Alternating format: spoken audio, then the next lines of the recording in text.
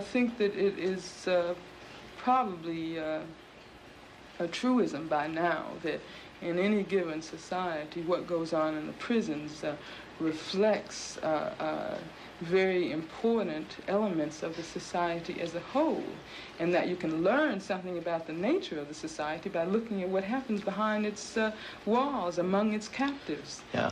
Perhaps one of the critical questions for the use of Nectene as well as lobotomies has to do with who gives the proper consent for a person. Does the person himself or herself, who's the prisoner, or the inmate, give proper consent, a volunteer for that? Well, that's what they say. They say that this drug is used on an entirely voluntary basis. But what does that mean to a woman or to a man who's in prison?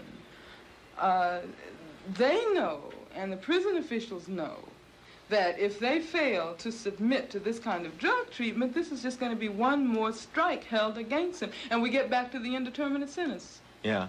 Because many of them are on indeterminate sentences, and every time there's a strike against them on their record, this is given to the adult authority, and therefore their sentence is prolonged. It seems to me there's another thing also, Angela, and it has to do with the selection of persons.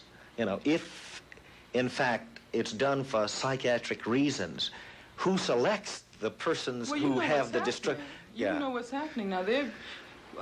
Reagan, of course, just recently talked about abolishing San Quentin, right?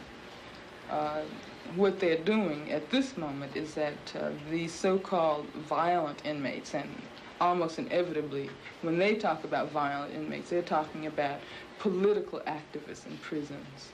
They are being transferred from San Quentin, from Soledad, from Folsom, which are the three major maximum security prisons in California. They're being transferred to Vacaville now. And I don't think it's coincidental that they're going these to kinds of things are happening in Vacaville.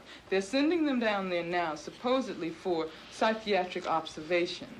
They're going to be there for 6 months. Then they send them back, and they send another group in. Mm-hmm. Maybe this is the selective process then that they're talking about. I don't think it's coincidental that these two things are happening at the same time.